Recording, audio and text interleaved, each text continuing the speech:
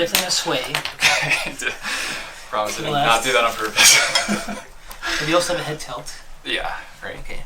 Yeah. We're gonna see if do you have any balance issues?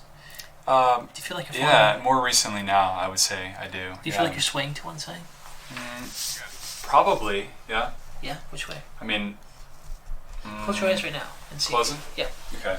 Close your eyes right now. Do you feel like you're swaying at all? Not so much, no. Go ahead, open your eyes, shake your head. And then close. Yeah. Which way? If I had to say, I'm moving that way. Yeah. Back to the left or straight to the left? Or front, just like, almost like tilting, like shifting this way, if that makes sense. Yeah. Okay. And you see some of that in your handwriting. Like, yeah, I was had zero intention of doing that.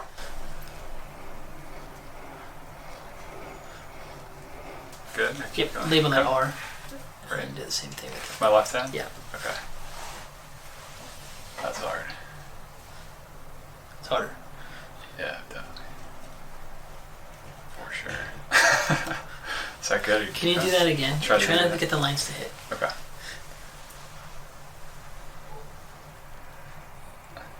You can get the lines to hit. Yeah, Again. dang. Okay.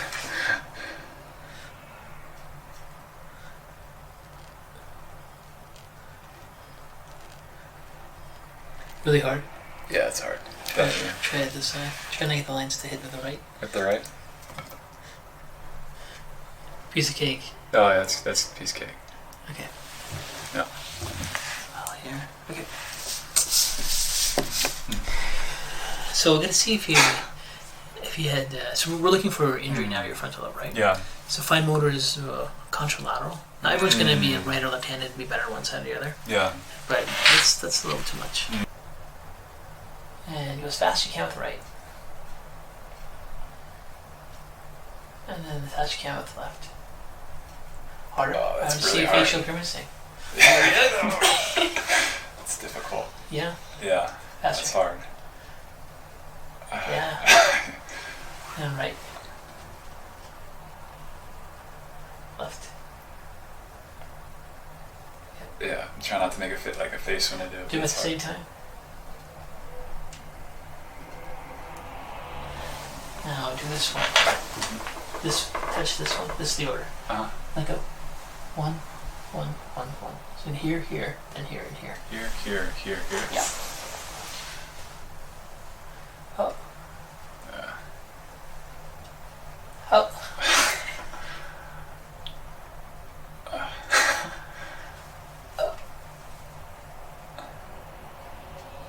Oh, that's difficult. Faster. Okay, right side. Here. Yep. Oops. It's even harder.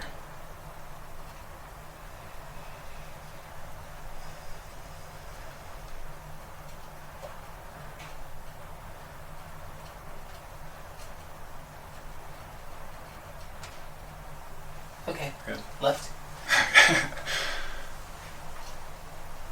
Okay, and then together. Okay. So you're adapting well. It means your brain is Yeah. picking it up.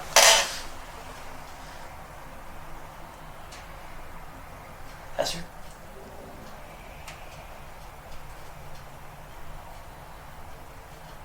Okay. Struggling. So initially you have a little bit of this practice, like Yeah. a hard time doing it, but then you adapt. Mm. And then you start to kick in, right? Yeah. Worst scenarios, people just get worse and worse and worse. Yeah. Then you know it's really bad. But That's so pretty hard, you have adaptation there. Okay. So when we look at Colin's handwriting of repeated sentences, we can see that he's got the skew deviation, the sway to the right. And this happens sometimes when people have vestibular issues and balance issues where the body is falling or tilting to one side for a chronic period of time. And then you can see when I have him close his eyes to see if he had any sways or tilts. He didn't really notice anything. And then we had him shake his head a little bit. And shaking a person's head is just going to activate the vestibular system. It really will bring out weaknesses. And then once we did that, he noticed his body was shifting to the left.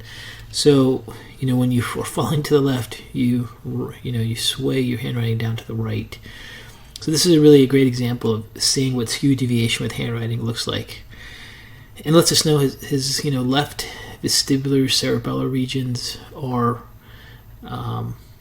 potentially injured. He's had many histories of traumatic brain injury. We know he's got that cerebellar autoimmunity too. We have to see if this is pretty significant or not. At this time, we don't know, but we do see those changes in handwriting. What's more significant is when he does the Archimedes circles.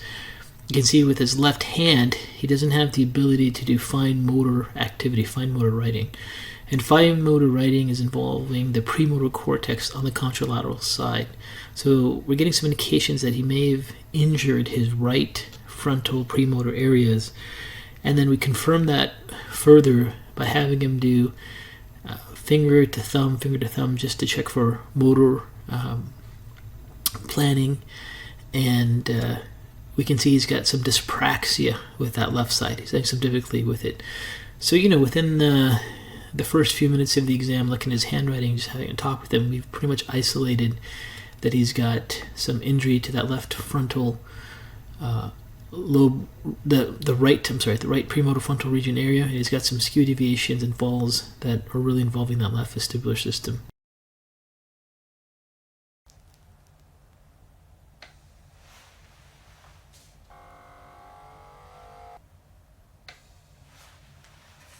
Look at your pupils are more dilated earlier. They get a little bit better. Okay. So in this part of the examination, we take a look at his blood pressure. We can see that his blood pressure is high. It's 149/88 in the left, and it's 162/108. And then we check his blood pressure again, both symmetrically, and it's 155/96. And this is all done within a few minutes.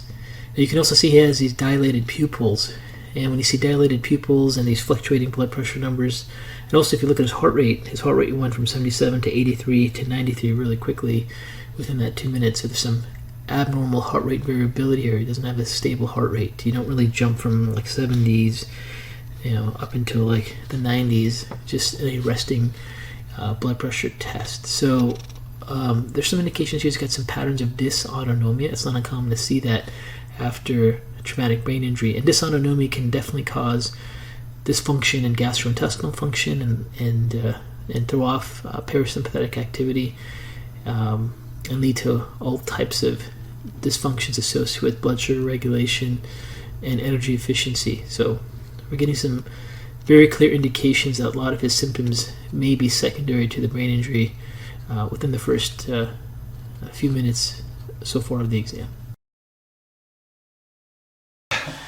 They're definitely freezing. Yeah, definitely. Wow. Yeah, man. Okay. That's every These day are the too. spider Yeah. veins there. Mm-hmm. It's not so much on that Here. one. You got some back here.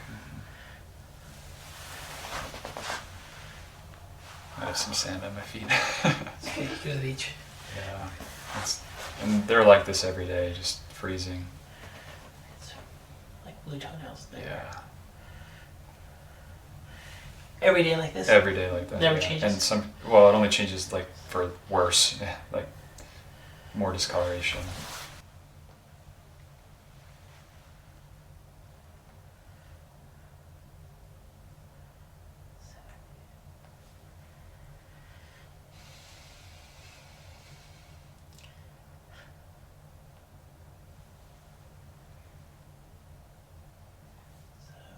Say around 85. So 15 degree difference. Oh, wow. Just from your shin. Oh my gosh.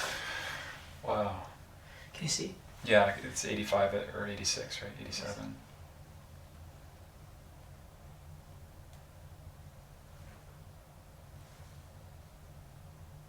Mm.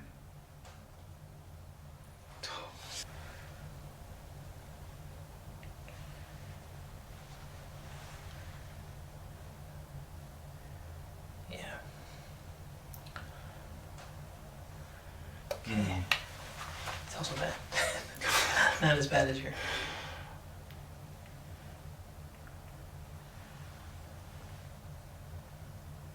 Okay, so when I examine his feet with palpation, I can see his toes are freezing as if his foot was in an ice path. And then we look at his temperature, and it's low at 72 degrees.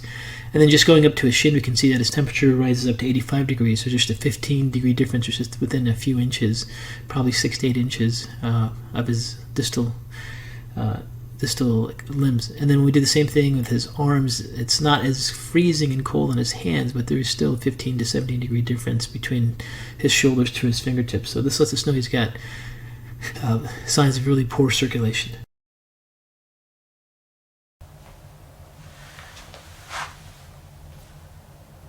Definitely delayed.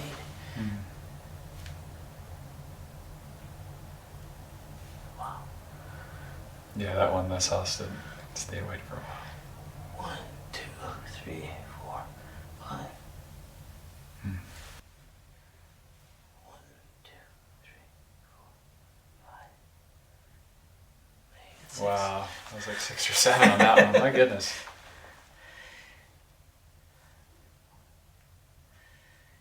4. 4. 2, 3, 4. Yeah, 4. A 4. Okay. I don't know. Scratches? No, well, I have 0. Oh, the cuff. Oh, is this from the cuff? The cuff, yeah. Well, that's still holding on like this. Yeah. That's not normal. Right. I was like, what is that? It looks pretty That's hardcore. just my blood pressure got a Looks like, second ago. got like a fight or something. Okay, so your skin is very sensitive.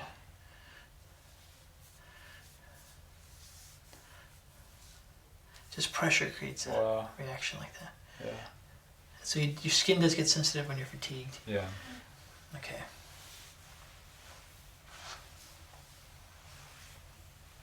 This is from the blood pressure. Mm-hmm. Okay. Anything else with your skin? No, I think that's it for the most part. So with the normal capillary refill time, you should see the color return after you compress the fingertips or toes within 2 seconds. And with him, we can see we have a delayed capillary refill time, anywhere between 4 seconds and up to 7 seconds.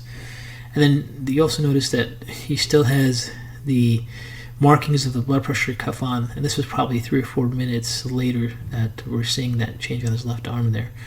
So these can happen when autonomics are abnormal, and we know that he gets extremely sensitive skin when his brain is fatigued. And one of the things to remember is that one of the functions of the brain is to dampen the sympathetic response.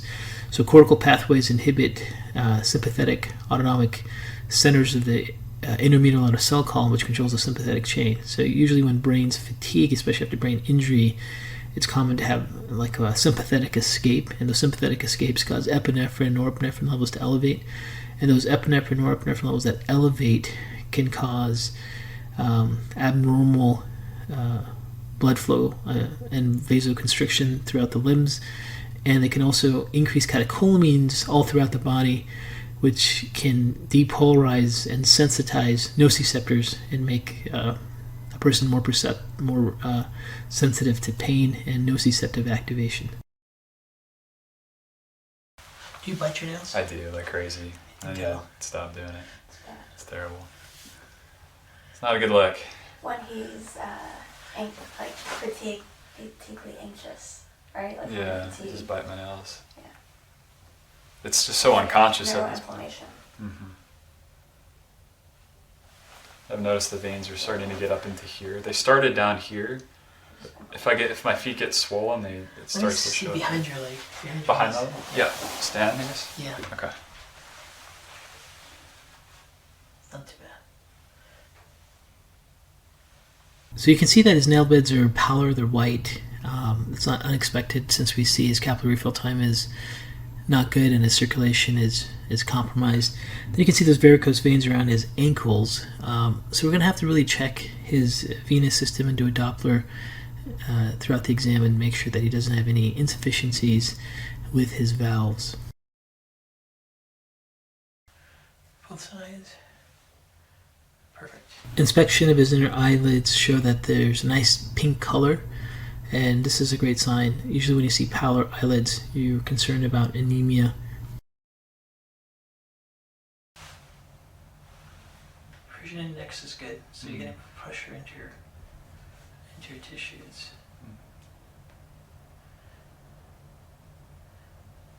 Your pulse rate 97, 96. Are you I nervous? had some coffee. I mean, Yeah. slightly nervous. Won't lie. Okay, we can see that his perfusion index is 1.3, so despite having cold hands and cold feet, he still has healthy perfusion. And then we can see that his SpO2 is 100%, so he's getting oxygen to his tissues. Those are all great signs. And then we look at his heart rate. His heart rate, is 97, 98, 99. It's changing pretty quickly. And it's definitely possible that he's nervous getting an examination. And he also says he had coffee. But, when we see dilated pupils and we also see such big differences in heart rate variability from 77 to 83 to 97 to 99, we have to consider the possibility that that's dysautonomia, so we'll have to do further testing. But there's suspicion now that his brain injury may have impact his autonomic regulation, and that will for sure have an impact on his chronic gastrointestinal symptoms.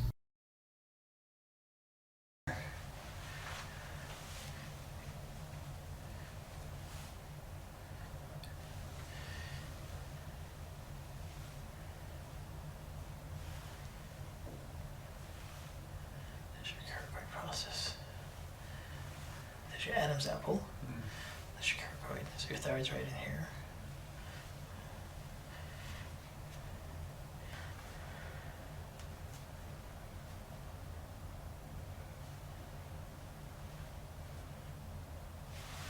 So just on palpations, there's cartilage there.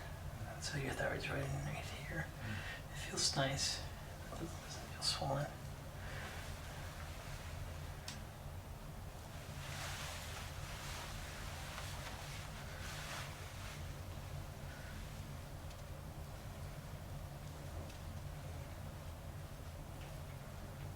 So Colin has a past history of Hashimoto's, so we definitely want to take a really close look at his thyroid.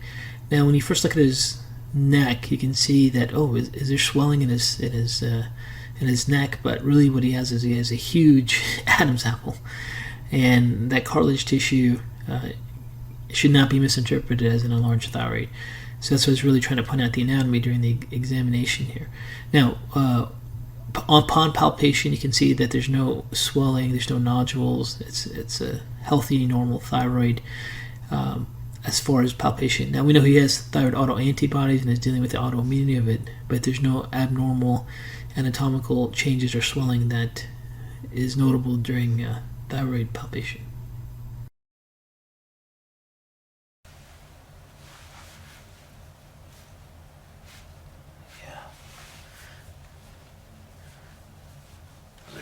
So the lymph node examination is normal. There's no enlargements of lymph nodes in the cervical and head regions.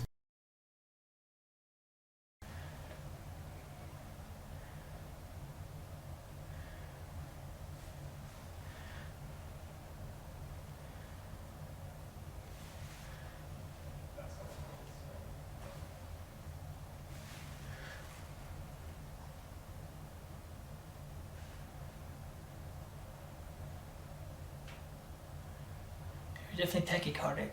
Oh yeah.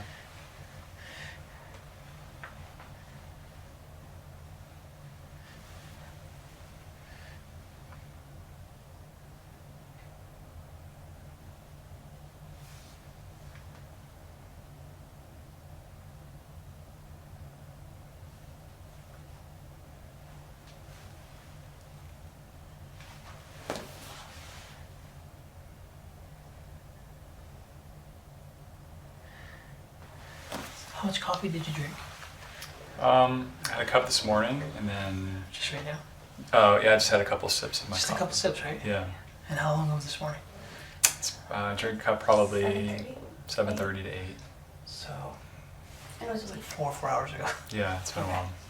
I want you to take a deep breath in every time you feel this on you. Okay.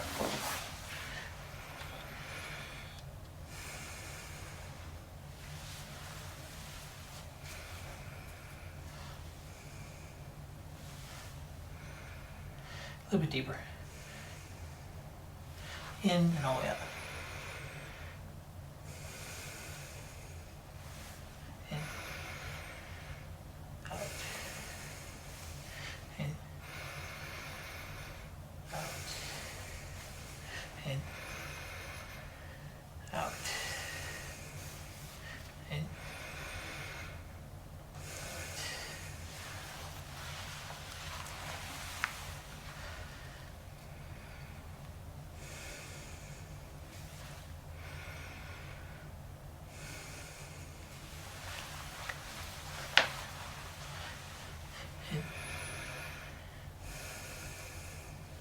Deep breath.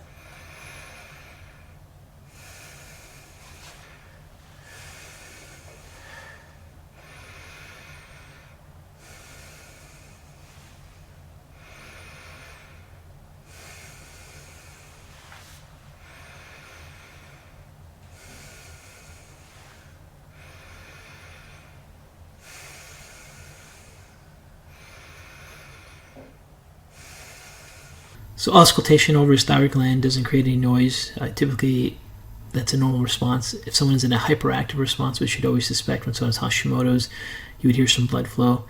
And then listening to his carotid arteries, we don't hear any indications of any kind of bruise. And then we listen to his heart sounds. His heart sounds are normal, S1 and S2, no signs of, no indications of any kind of murmur or abnormal or additional heart sounds. And then evaluation of his lungs with auscultation is normal, healthy respiration. One more time, deep breath. All in, out. One more time, all in, all out. When we check his chest wall exertion to look at the integrity of his diaphragmatic muscle activity and his respiratory muscles, we can see everything's normal. He's got a 3 to 5 centimeter difference from his changes of inspiration to expiration, so we know that everything with those muscles and respiratory functions are intact. Your skin here.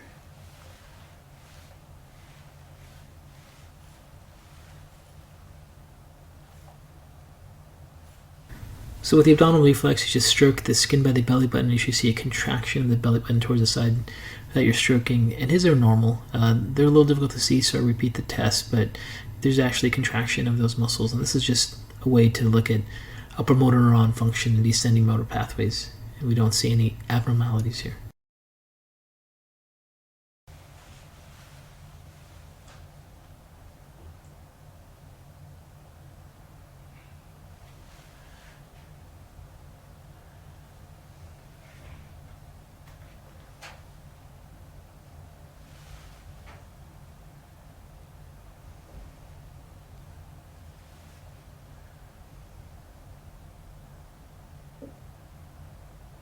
So anytime someone has a traumatic brain injury and symptoms of chronic gastrointestinal function, you always have to rule out the possibility of a brain gut axis disorder where the vagal system is dysfunctional.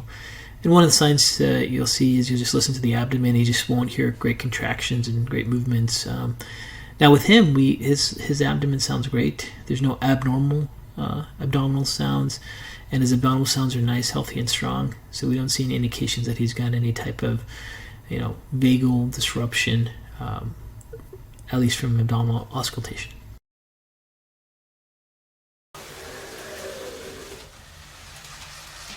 little bit, yeah. What do you notice?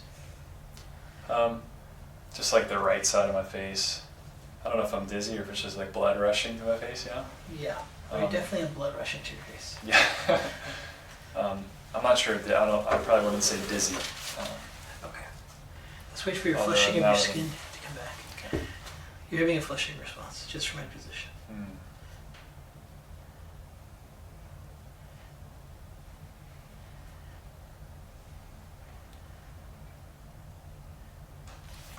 Okay, it's your head. It hasn't gone all the way completely, but wow. See it. You see? Is that right, I guess? Yeah, I've noticed that in daily life. Take it back. Did you feel anything that time? Not so much, but probably actually a little bit dizzy, like hearing some more muffled maybe.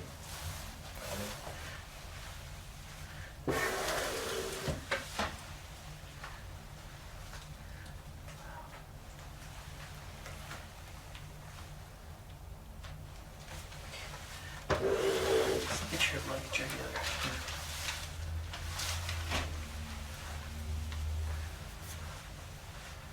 Not sure.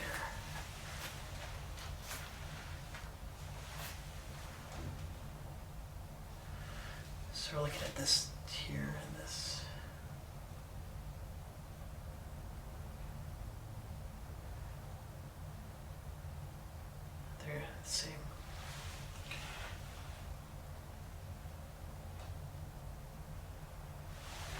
So with the declines test, you basically take your patient head, put him in extension and rotation, and this test is there to really look at the integrity of blood flow for the vertebral arteries, and it's a screening test that is there to see if there's any vertebral artery occlusion.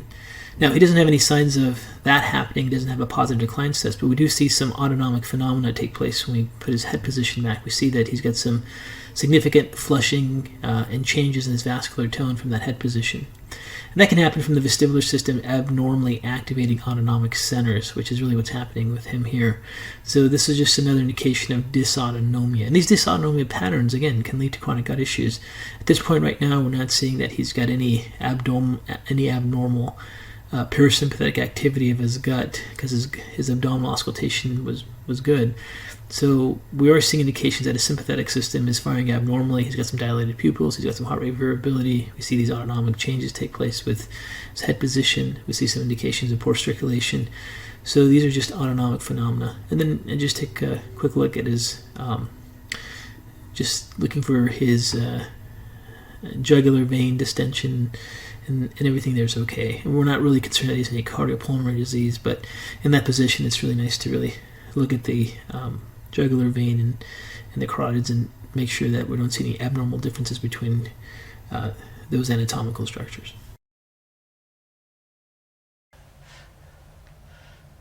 Yeah, kind of. What do you notice? It's super dull. I couldn't even tell you what it is, to be honest with you. Try the other side. Mm-hmm. Can't smell it from this. Yeah, I could smell that. Okay, what is it? Is it like peppermint or something, or Okay, yeah. something similar to it? Yeah. And I smell it in this one even stronger. Okay. Mm-hmm. It's a dull scent. I couldn't tell you what it is. Okay. Other side. Like some sort of herb or something. Yeah. And it's really strong on the right one. And I'm gonna keep it down here. As soon as you smell it, tell me. Okay, nothing.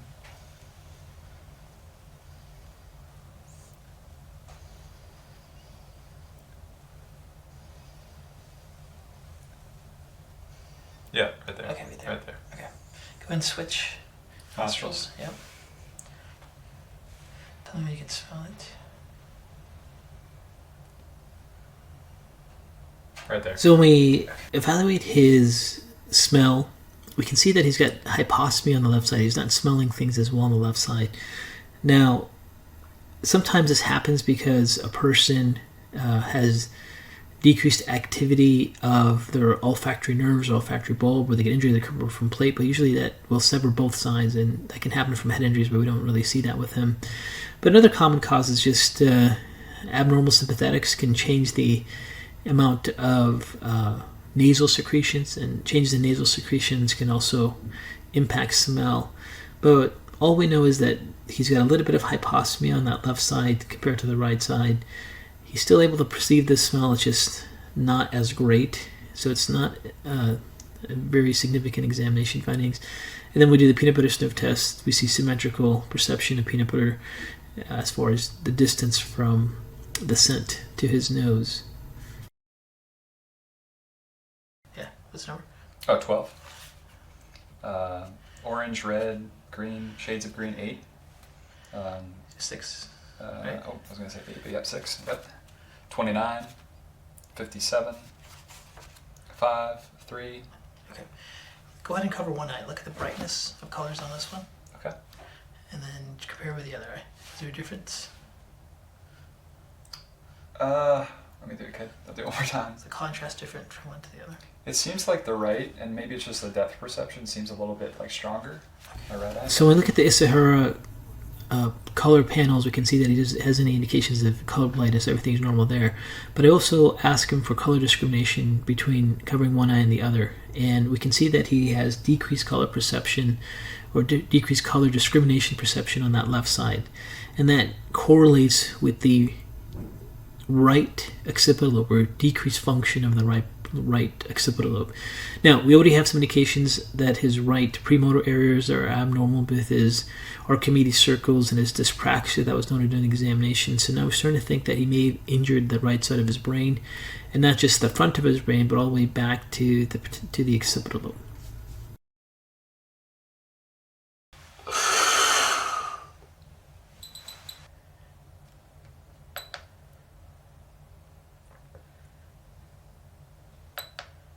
So spirometry readings are all normal. He has great forced expiratory volumes and great lung function.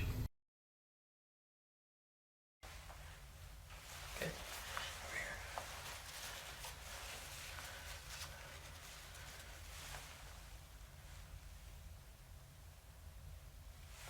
Over here. So with the coronal reflex, as you touch the eye, you're activating the trigeminal V1 pathways that are found in the mid-Pontine areas of the brain. And then we're checking his efferent pathways of facial muscle contraction, which is cranial nerve 7, which is more of the lower brainstem. And those reflexes are intact. Don't blink. Perfect. Look straight ahead. Okay, just relax and stroke your skin.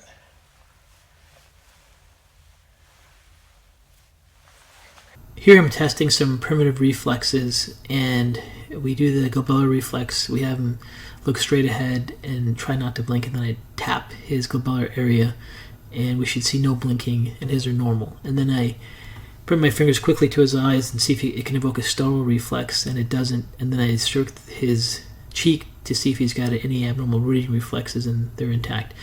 When there's significant injury to the frontal lobe, the cortical spinal pathways lose their ability to modulate these reflexes, and you see you would see abnormal reflexes. Now with him, all his primitive reflexes testing we just did were normal.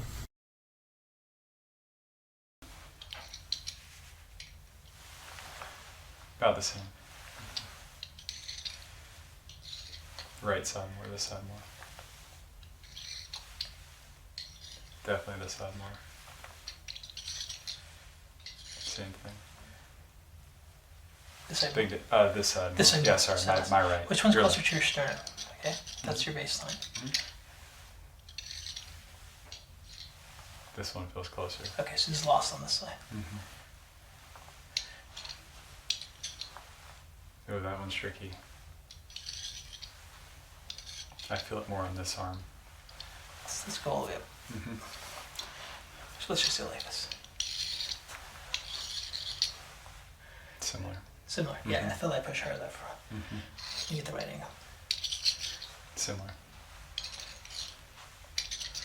Similar. This is different. Massive difference, yeah. Okay. Similar. Okay, bring that down.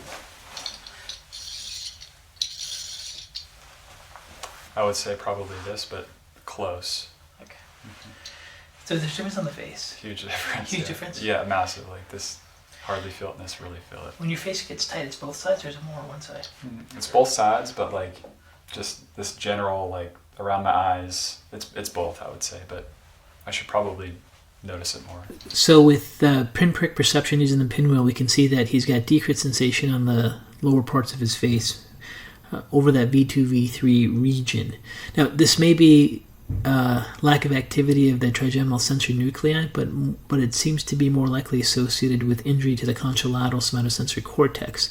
If you look at the somatosensory cortex, the homunculus of the face is right in the outer regions, right next to the premotor cortex. So it looks like we've got a right brain injury that's injured his right premotor cortex, his right parietal lobe, especially in the region associated with the homunculus of the face, which is really like the lower inferior part. It's one of the most susceptible areas right above the ear for head trauma.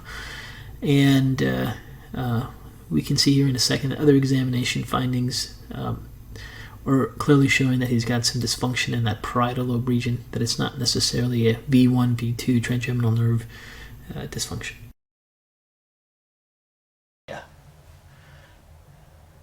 Okay, and then go ahead and blow out your cheek as hard as you can. Okay. Go to your forehead. Close your eyes tight. Don't let me pull your eyes open. Okay, open your eyes. Close your eyes again. I'm gonna put my hands on your eyelids. Open your eyelids. Okay. This side. Okay. Open and close your jaw.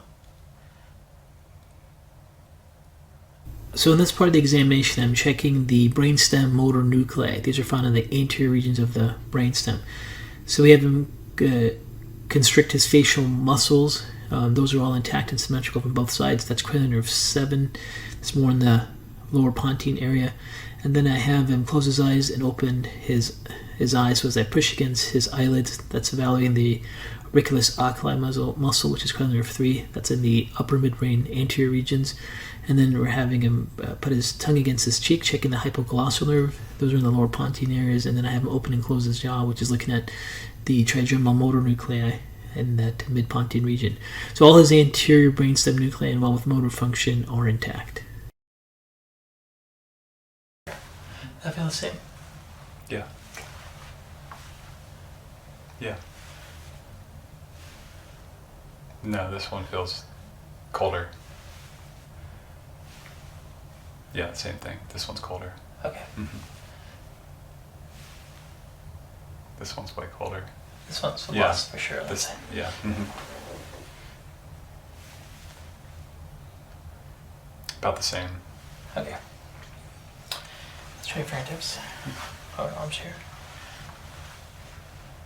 About the same. And do you feel this is warmer than this? Yeah. Okay. And this is warmer? Yeah. Okay. Mm-hmm. Go ahead and close your eyes. Tell me which one's colder. Okay. This is number 1. This is number 2. I would say the first one's colder. Okay. This is number 1. Mm-hmm. This is number 2. I would say the first one's colder. Okay. This is number 1. This is number 2. First one, colder. This is number 1. That's number 2. First one, colder. Okay. Down here. Here's 1. Here's 2. First one seems colder. Here's 1. Here's 2. Second one seems colder. Here's 1.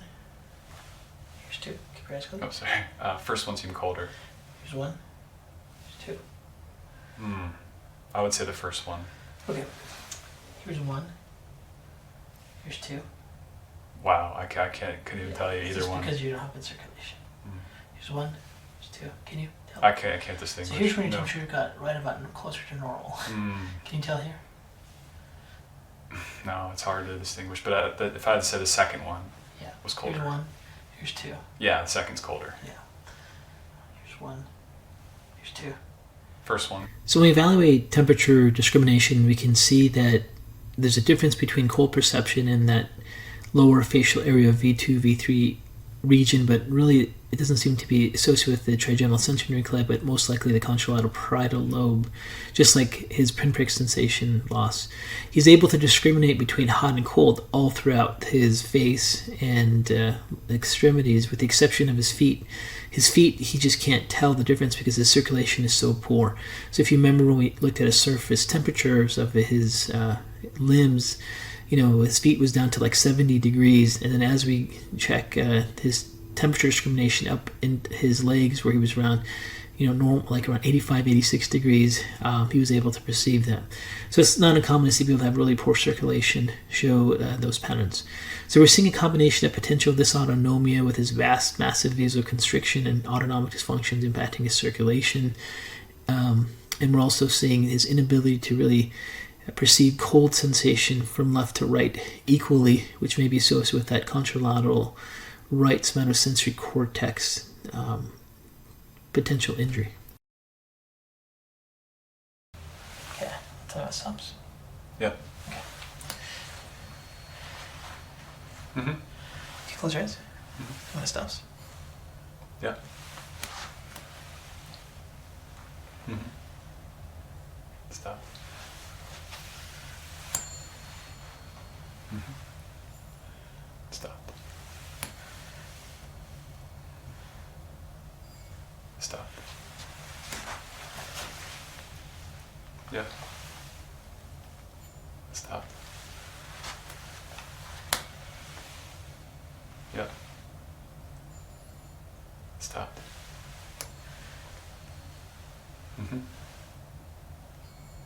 Stopped. We can see that his vibration perception is intact in all limbs. Can you feel where your right leg is? Right ankle? No. Can you feel where your right knee is? No. How about your right wrist? Mm-hmm. Try the left side. Try your left ankle. No. Left knee. I would say more so than my right, yeah. Okay. Left elbow. Mm-hmm. Left wrist. Mm-hmm. So the upper extremity is easier for you. No problem. Yeah, I would say the left arm's pretty... Left and right, if you feel like your wrist compare Mm-hmm. to the Pretty same. similar, yeah. And then try your knees left to right. Yeah, not so much. I don't have a good perception of them. It's worse on the left. It's hard to say. I would say it's pretty equal. Pretty equal hard. Mm-hmm. How about your hips? Yeah, I can feel both really well. So once you go down, knee down, I pretty much lose, like it's just disconnected. we don't even know where it is. Mm-hmm. You can see that Colin is having a difficult time perceiving where his lower extremities are, and this is bilateral. And at this point, when you look at all his other exam findings, it just could be due to the fact that his circulation is so poor in his feet that he's having a hard time getting sensory input from his nerves to his brain. So it doesn't seem to be associated with any type of nerve damage or peripheral injury, but just really secondary to really poor circulation. Tell me if you feel him move your toes. I would say down. As soon as you feel it, tell me. Okay. Up. Down.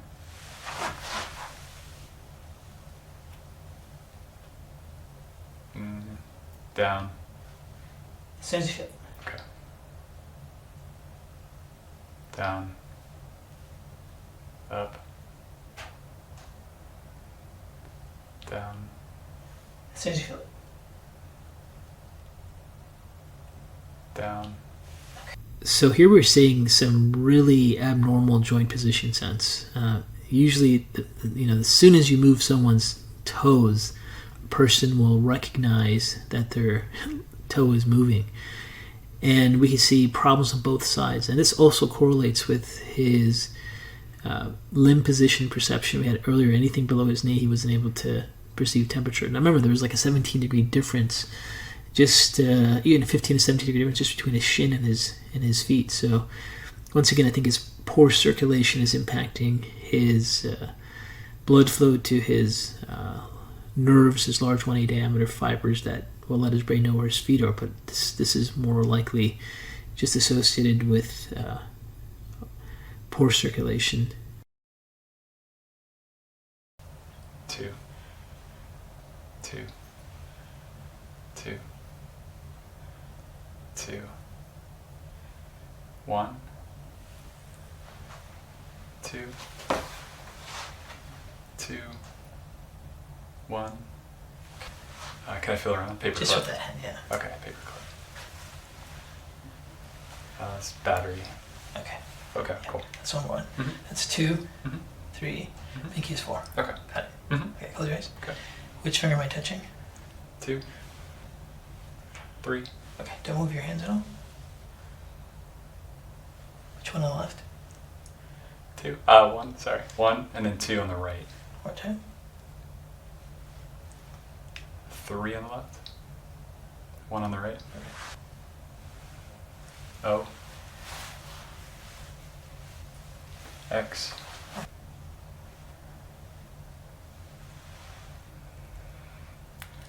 L. Let's see. L. Okay.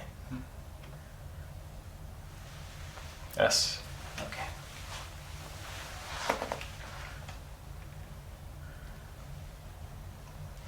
O. W. So here we're going through a series of tests to look at proprioceptive large 1A diameter input to that somatosensory cortex. So we can see with 2-point discrimination, everything is intact. And then we have him feel objects. His stereognosis is intact. And then we have him touch, when I touch his fingertips and have him feel his fingers, and simultaneously done just testing extinction. Those are intact. And then when we evaluate graphesthesia by drawing on his hands and feet, he was able to recognize the letters. So these are signs that let us know he doesn't have a serious parietal lobe injury, but we did see some abnormal perception of temperature and pinprick in his face, which may correlate with specific regions of the parietal lobe, but it doesn't seem to be a large parietal lobe deficit. And these markers are really looking at some of those proprioceptive integration issues that may be involved if there's an injury to that somatosensory parietal lobe cortex. His were intact.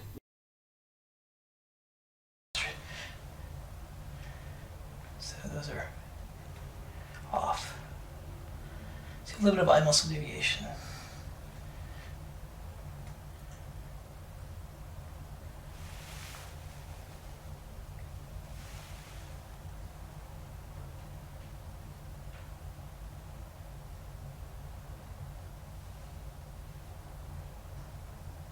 So with the pupil right reflex, I shine the pen light directly in the center of his face, and we can see that the eyes are not aligned. There's a hypertrophy, meaning that the right eye is higher or the left eye is lower, however you want to define it. But that lets us know that some of the elevator depressor muscles may have some weakness or some integration issues. We'll have to do cover testing, cardinal fields of gaze, to determine what's going on there. Then I just quickly go through and just check his pupil responses with direct and consensual, and they were intact. Did your tonsils taken out? This over there. Small. Again.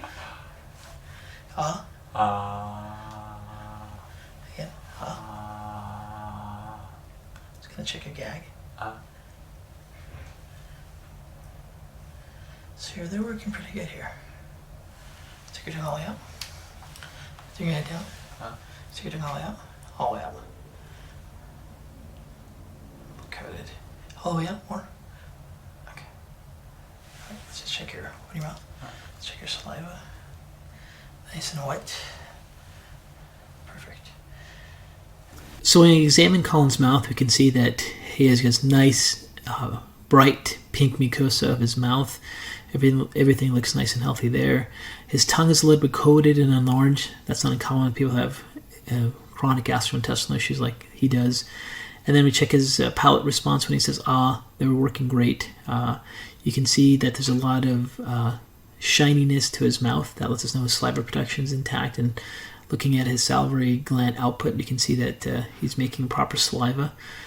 And when you see proper saliva production and normal gag reflexes and a palate that moves, that lets us know that even though he has got a traumatic brain injury, we're not really seeing dysfunction of that vagal pathway with him. And his abdominal auscultation was normal. Now, he could have some brain mechanisms impacting his gut function because of his dysautonomia, which is pretty clear that he has some of that. But so far, everything here with the mouth, tongue, palate and gag reflex is intact, with the exception of his tongue being a little bit swollen and coated.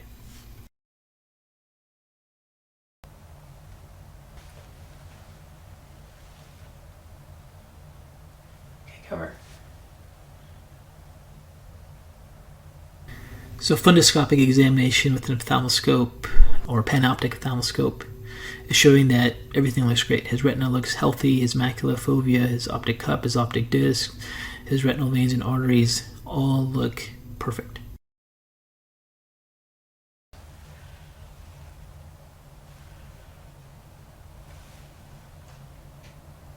Go ahead and open your mouth wide.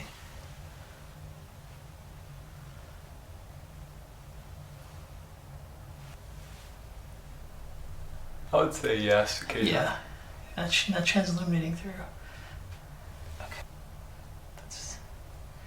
You can see your sinuses right there. That's pretty good. Not as much on that side.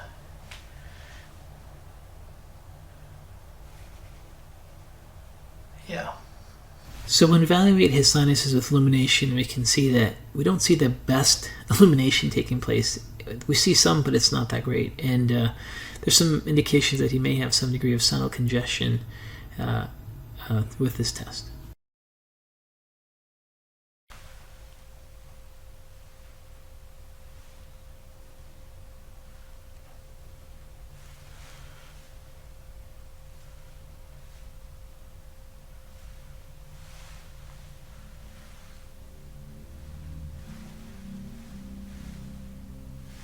So with the cover-uncover test, we see some very subtle uncover hypertropia and exophoria. So we know there's some degree of strabismus, eye muscle weakness. We'll need to identify that with cardinal fields of gaze. Just follow this. If you proceed to television, let me know. Especially at the end.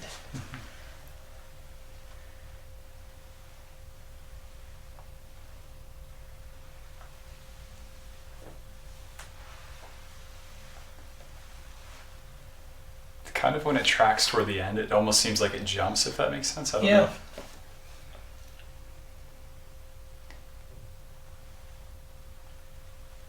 Okay. Just take your head tilt out. Okay. Don't move your This head. way? Right. Okay. Don't move. Right there. Keep it still.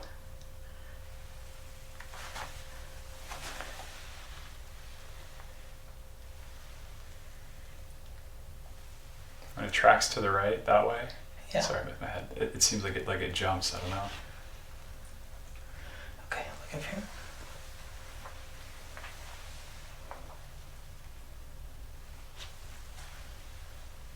Yeah, to the right. When I'm trying to track it, it seems like it moves.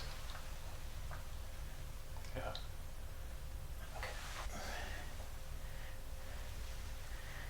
So the left eye's elevated here. Equal. Elevated here. We go up. Big difference in deviation. Down. Equal.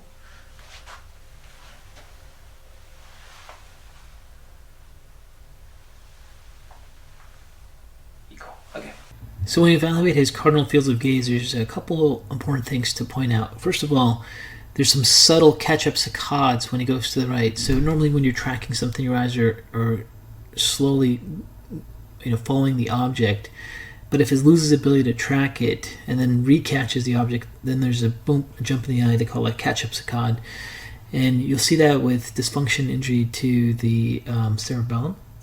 And we also see that when we check his cardinal fields of gaze, we see differences in his eye positions that are not symmetrical, but they're not specifically associated with any ocular muscle itself. And this is what happens sometimes when people have frontal premotor injuries or cerebellar injuries. You just see some abnormal strabismus and some abnormal tracking and catch-up saccades, but are not specific to necessarily an eye muscle weakness. Go ahead and, Yeah. Like that? yeah. Other side. Yeah, I do see it now. Do this side again. It's harder? Yeah, it's Get some harder. twitches in there. Yeah, it's harder on this side for Yeah, sure. the weaker side. Mm-hmm. Do it again.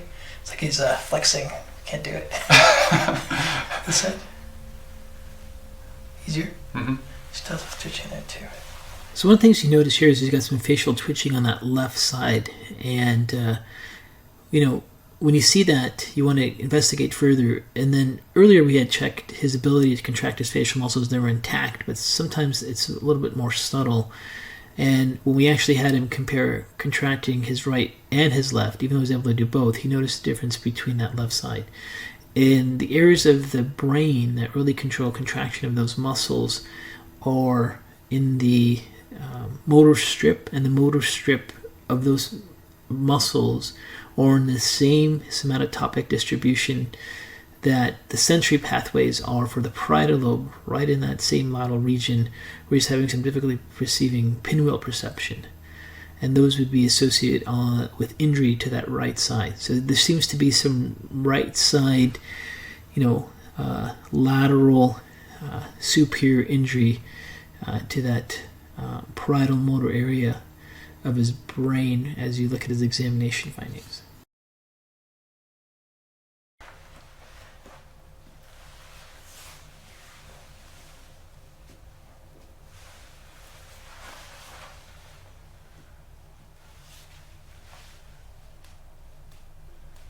Yeah, so you have Okay. stuff we need with this guy.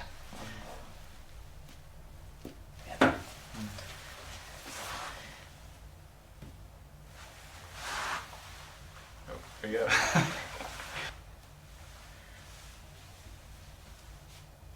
me have your foot.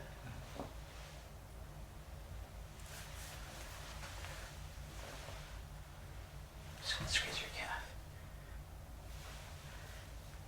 Okay. Look at your palms here.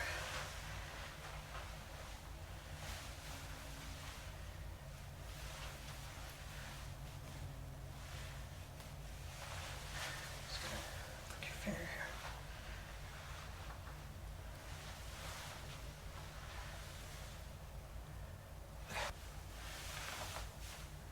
So in this part of the exam, I'm just looking at his deep tendon reflexes, and you can see his deep tendon reflexes are 2+, they're nice and crisp in all of his limbs. And then I go through and just check for some upper motor neuron lesion signs. I stroke his foot for Babinski response. I squeeze his calf for Gordon response.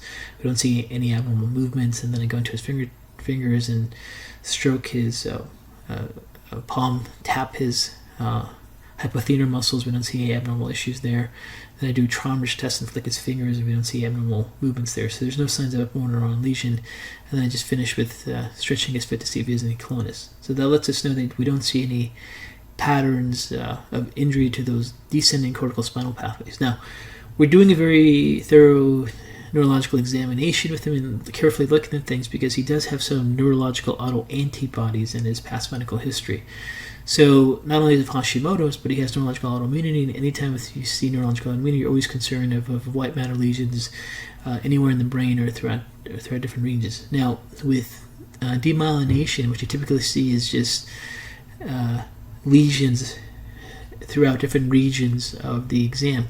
With him, what we're seeing a localized injury to that right side of the brain, which is most likely not due to demyelination from brain injury, and no other signs of any upper motor neuron signs or autoimmune mechanisms that can really demyelinate tissue. So it seems up to this point that he just has a right-sided brain injury, but not really signs of autoimmune demyelination occurring, despite the fact he's got some antibodies showing some myelin basic protein. It doesn't seem like they have been expressed enough to cause any central nervous system damage. Yeah, I can feel it. Yeah, I can feel it. Barely, but yes. Yeah.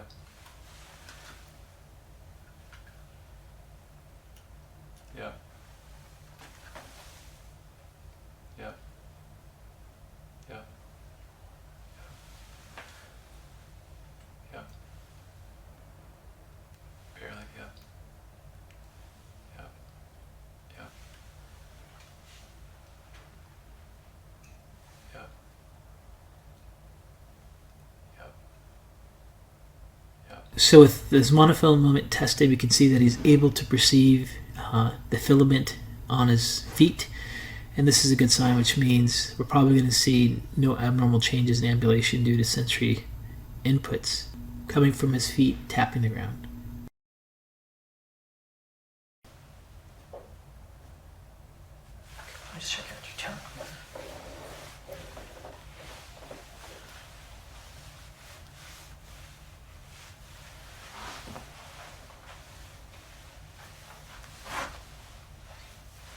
So you can see monosynaptic reflex testing, his jaw is intact, and when we evaluate his muscle tones looking for any kind of hypotonia, rigidity, spasticity, we don't have anything that's abnormal, so we see normal muscle tone. Just all fingers? Yeah. Fast, fast. This is for speed, not for accuracy. Let's fast you go. Yeah. Put your hand out. Play the piano as fast as you can. Faster.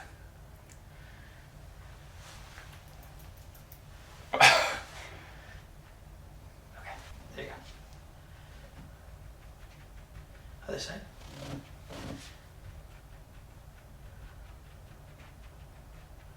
Other side. Other side. So with rapid motor testing, we can see that he's slightly slower on that left side in both his upper limb and lower limb. With the lower limb, you can see his foot is not as coordinated and smooth. It goes off plane when he's doing tapping. And these are associated with that contralateral or the right motor strip, premotor strip. And we suspect that he may have injury to those regions. Yeah. And the other side. Perfect. Now do it one more time each leg, eyes closed. Okay.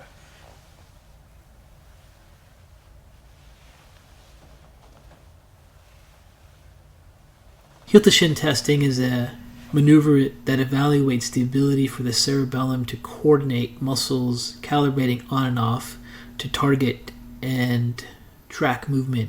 So you can clearly see that his heel to shin test is perfect. He touches his kneecap perfectly and goes straight down down his leg with both his right and left leg with his eyes open and his eyes closed. Pass again. Other side. Easier? A little bit easier than the first time, yeah. Sure. Activating your brain.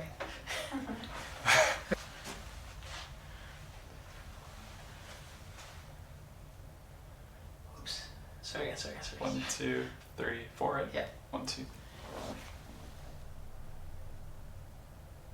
Other side. Oops. Oops. Oh. Oh. Okay, a little harder. Yeah, a little harder. Yeah. So when we look at his finger to thumb coordination, finger to finger, finger to finger, we can still see that dyspraxia pattern express itself on the left side. He initially feels like a little bit better, but when you actually have him do the test, it looks just as discoordinated as it was before. So that motor planning area on that right side is clearly involved. Yes. Yeah. Do this one. Try to tie them together. Okay, great. So the repeated supination pronation is a test traditionally done to evaluate cerebellar function, and the cerebellum is involved with calibrating muscles turning on and off in sequence. And if there's abnormalities there, you can see dysdiadochokinesia, or that difficulty going from supination to pronation and calibrating those events. Now his are okay, and then when we have him do the tapping on his feet, we can hear a little bit of that dysrhythmia, but that dysrhythmia is more likely associated with his subtle dyspraxia with his left hand, associated with the right premotor cortex, than it is with the cerebellum. Any dizziness? Nope. Okay, come on back up. Any dizziness? No. So I wanted to check the Dix-Hallpike maneuver with Colin because, as you remember, with the declines test, he had an autonomic response and had severe flushing to his face.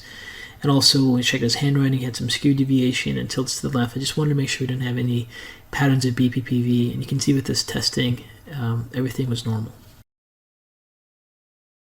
Do that like 2 or 3 times.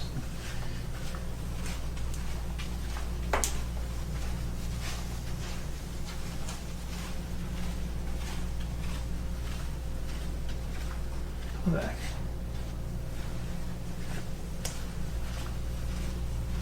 Okay. This time we walk to every letter of the alphabet. Every other letter? Yeah. A, C, E, G, I, Come on back. K, M, O, Q. So when you do a gait analysis with Colin, you can see that things look pretty good. There isn't any obvious signs of abnormality. He has normal arm swings right and left. He seems pretty stable. He's not shifting to one side or the other. He doesn't have any abnormal head rotations. He doesn't have any angulations. And then when we have him double task, he has a little bit of slowing, but that's within normal limits.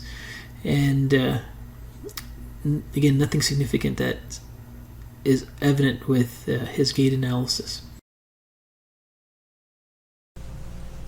Close your eyes. Stand on your right foot. Keep them open. Keep them open. Okay. When you feel like your balance close. Okay. Good. Other side. Open, and then when you feel balance close. Go on one. I love that. Okay. I'm gonna close them now. Yeah. That's still pretty good. Okay. Go ahead and stand one foot in front of the other, like on a balance beam. Like this? Yeah. Okay. Close. Hmm. Put a bit off there. Open. Okay. Get stable. Mm-hmm. You can't cheat. Oh. Okay. Close. Close. You went right. Mm-hmm. Keep them closed. Yeah. You went left. Okay. And put your feet together.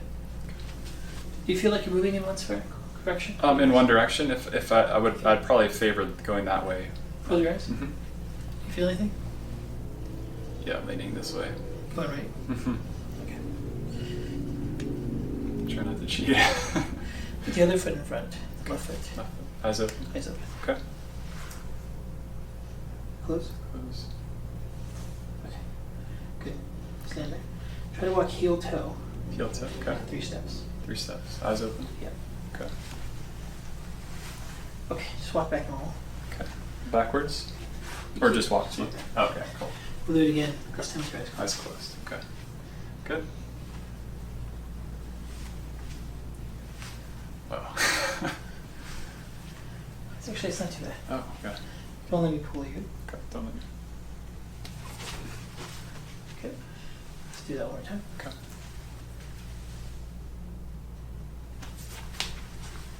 So we can see that Colin's stability is not the best. He doesn't have very good balance with his feet, especially one at a time. And then we do Ron Roger's lots of sway, and then he also feels his body shifting to the right. And in this case, it seems like he's shifting to the right because he's actually having a deviation to the left, and he's adjusting his body to the right to prevent himself from falling.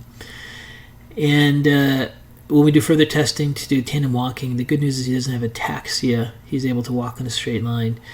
We do it with eyes open is perfect. We do it with his eyes closed. His arms come up a little bit, which is not ideal and perfect. But so there's some degree of instability, but he doesn't have ataxia, just less than ideal balance. Close eyes closed. This Pointer finger? and I'll point. Okay. Yeah, the other. Okay. So eyes open, just tip to tip. Okay. Not to the whole nose, okay? Try this one. Okay. Eyes closed. Perfect.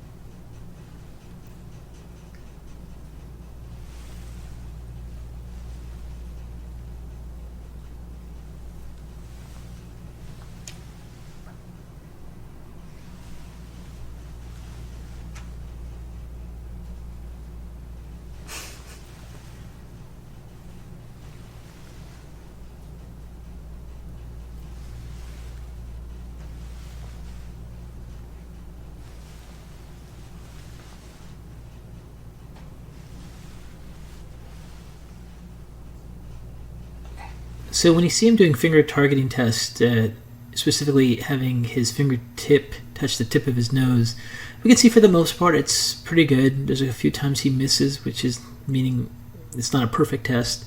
So he has a hard time distinguishing at times where his nose is, but we see that most of the time he's able to target it, and his movements are smooth. There's no signs of tremor. He's not smashing his fingers across his face. He's not showing movements where he stops before he touches his nose and then readjusts and finds it. He just sometimes slowly misses the targets. So nothing really significant with the finger targeting tests. We're going to look over here. Okay. We're going to look at your pupils with the light off and on. Okay. So right now, normal light. You see the size? We're going to turn the lights off. They normally get larger in darkness. Okay? And then turn the lights on. It should constrict. So here's get dilated again. And we turn the lights off, they're almost already dilated. So the lights off, they're almost the same size. That's how you confirm it's a dilated pupil. Do you see that? Yeah, I did see that. So it's dilated here, turn the lights on, it constricts. Then goes right back to dilation. So your reflex works, but your eyes are normally in the resting position dilated. You turn the lights off, they should get a lot bigger, but they're already dilated. So they don't change much.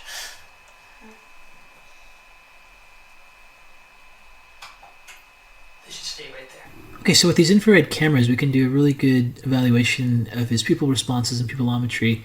And we can see his pupils actually are dilated. So we can see when we turn the lights off and on and really take a close look at them that his eyes are dilated in light as if he was in dark. And when we go from a dark environment to a light environment, there's not much of a difference. So this confirms he's got dilated pupils. You'll see these with people that have increased sympathetic tone. You know, when you're in a sympathetic response, you dilate your pupils to try to find out where the stressors are. And, you know, with his changes in heart rate variability, with his significant autonomic responses with like head position, with his circulation patterns that are showing up, with his really limited capillary refill times, we definitely would consider this head injury leading to dysautonomia and increased sympathetic tone, not necessarily lack of vagal activity from injury to the brain, but more of a dysautonomia that could be occurring. See, one of the things you lose in MS, you lose these visual pathways, they don't respond to light. And one way or the other. Here's two. Perfect. Put your thumb out. Thumb out? Yeah. Okay. Here's your thumb. What do what with it? Stare at your thumb. I'll stare. Okay, cool. And then bring it in closely towards your nose. Keep your eye on it. Just looking at your eyes converging, making sure they constrict when they converge. And they do. Perfect. You can see here where his pupil light responses, direct and consensual, are intact. We don't see any kind of pupillary aphory defect, which we're concerned about anytime we have underlying demyelination autoimmune markers. We can also see when he tracks his target of his finger to his eyes, his pupils do constrict, or they accommodate. That lets us know that those upper brainstem regions are intact.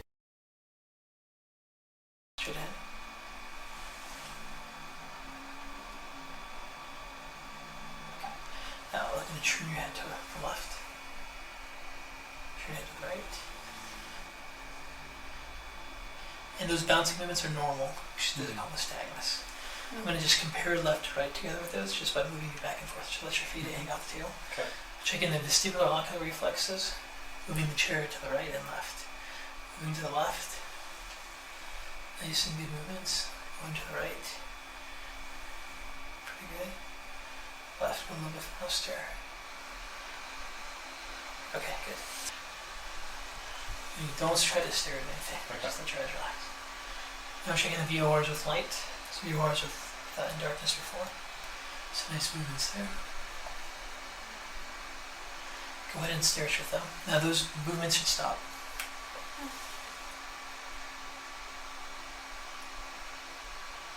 Keep staring, keep staring, keep staring. Those are perfect. Okay, let's come in. So here we're checking the vestibular ocular reflexes. We have him turn his head to the left and right. We can see these eyes move and bounce with healthy nystagmus, a slow and fast phase that is on plane. It doesn't, the plane of the eyes don't move up or down, they're intact, and the speeds are symmetrical between right and left. We do the same thing with chair rotation, which is a little bit more aggressive, and we see really healthy vestibular ocular reflexes. Then I have him stare at his thumb, and I should cancel out the vestibular ocular reflexes, and it does. So we can see that his vestibular system, his cerebellar functions, his midline cerebellar, vestibular pathways are nice and healthy.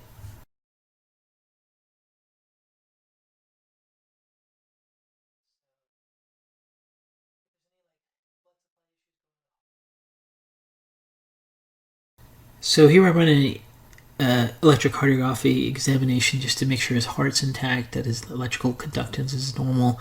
Whenever you see really abnormal circulation and heart rate and autonomic types of patterns, you only want to make sure the heart's okay. So here with the ECG, we see everything is perfect, normal sinus rhythm, and everything looks nice and healthy.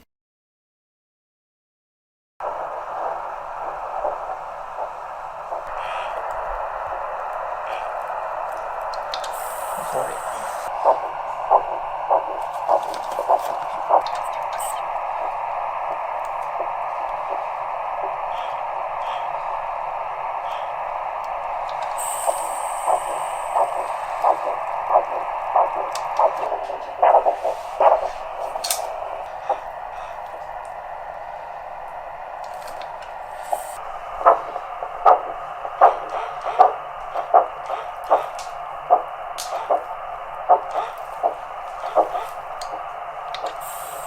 The ankle brachial index is an important test to conduct in general with people. Now with Colin, he's young, so we wouldn't expect to see peripheral arterial disease, but since his vascular function related to his paleness and his poor capillary refill time and his temperature differences were so terrible, I wanted to make sure that there's no signs of peripheral arterial disease, and his ankle brachial index findings were normal.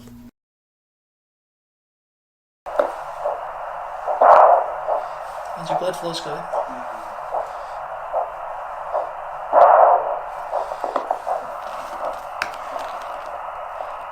Now, putting pressure in your veins are blocking it, so you don't have venous insufficiency.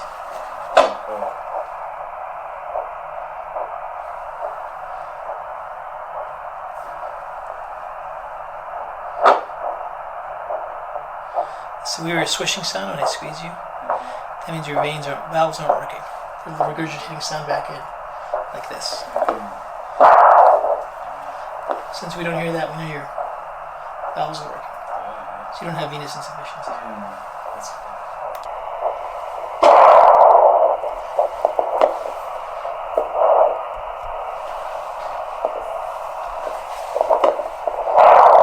Yeah, same thing. Everything's good. So when you look at his ankles, you can see that he's got varicose veins. And whenever you see varicose veins, you're worried about venous insufficiency or some kind of venous valve defect. So with the Doppler, we can squeeze his foot and hear that his blood flow is very good. We don't see any signs of venous insufficiency. And then when we squeeze proximal to where we have the Doppler set, we don't hear any swishing, which means that his valves and his veins are working great. So everything's normal there.